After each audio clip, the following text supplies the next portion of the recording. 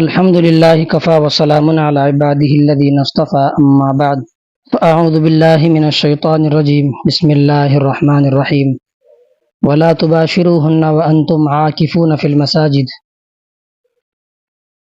اللہ پاک فرماتے ہیں اور تم اپنی بیویوں سے نہ ملو، یعنی صحبت نہ کرو اس حال میں کہ جب تم اعتکاف میں ہو مسجدوں میں۔ رمضان المبارک کی عبادات میں ایک اہم اور خاص عبادت جو صرف اسی مہینے کے ساتھ خاص ہے اور اس مبارک مہینے کے بھی آخری عشرے کے ساتھ خاص ہے، جسے ہم اعتکاف کے نام سے جانتے ہیں۔ کوئی بندہ پورا سال بھی اگر اعتکاف میں بیٹھا رہے تو رمضان المبارک کے آخری 10 دنوں کے مسنون اعتکاف کے برابر اسے اجر نہیں مل سکتا، بلکہ رمضان المبارک کے پہلے 20 دنوں کے اعتکاف پر بھی وہ اجر نہیں جو آخری عشرے کے اعتکاف پر اللہ پاک نے وہ ثواب اور اجر رکھا ہے۔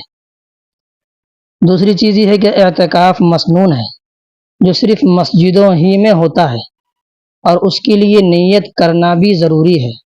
اعتکاف کی نیت کے بغیر مسجد میں جتنا بھی وقت گزارے تو وہ اعتکاف میں شمار نہ ہوگا۔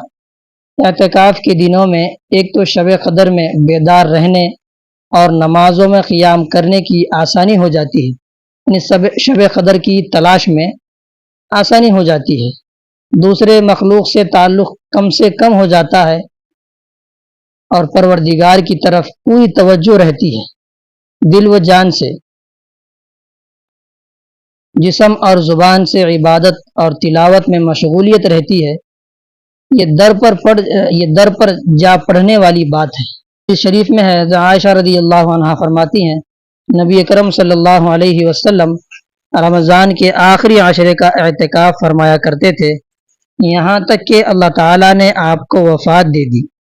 پھر آپ علیہ السلام کے بعد آپ کی ازواج مطہرات رضی اللہ عنہن اعتکاف فرمایا کرتی تھی۔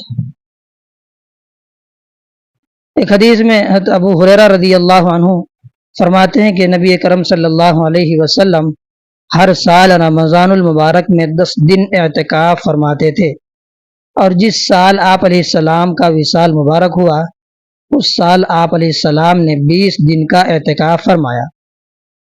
ایک اور حدیث میں رسول اللہ صلی اللہ علیہ وسلم نے فرمایا، جو شخص اللہ کی رضا کے لیے ایک دن کا اعتکاف کرتا ہے تو اللہ تعالیٰ اس کے اور جہنم کے درمیان 3 خندقوں کو آڑ بنا دیں گے۔ ایک خندق کی مسافت آسمان و زمین کی درمیانی مسافت سے بھی زیادہ چوڑی ہے۔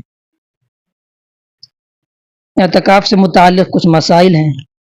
اعتکاف کی نیت کر کے، یعنی اللہ تعالیٰ کا قرب اور ثواب حاصل کرنے کی نیت سے مسجد میں ٹھہرنے کو اعتکاف کہتے ہیں۔ اعتکاف کی 3 قسمیں ہیں، واجب، سنت اور نفل۔ واجب اعتکاف وہ ہوتا ہے کہ کوئی شخص منت یا نظر مان کر اپنے اوپر اعتکاف کو لازم کر لے۔ مثلا کوئی شخص یہ کہے کہ اگر میرا فلاں کام ہو گیا تو اتنے دنوں کا اعتکاف کروں گا، یا کسی کام پر موقوف کیے بغیر یوں ہی کہہ دے کہ میں نے اتنے دنوں کے اعتکاف اپنے اوپر لازم کر لیا ہے، تو یہ اعتکاف واجب ہوتا ہے۔ اس کا حکم یہ ہے، جتنے دنوں کے اعتکاف کرنے کی نیت کی ہے اتنے دن اعتکاف میں بیٹھنا ضروری ہو جاتا ہے۔ دوسری چیز، سنت اعتکاف۔ سنت اعتکاف وہ ہوتا ہے جو رمضان المبارک کے آخری عشرے میں کیا جاتا ہے۔ نبی علیہ السلام کی عادت شریفہ مستقل ان ایام کے اعتکاف فرمانے کی تھی۔ اور نفل اعتکاف۔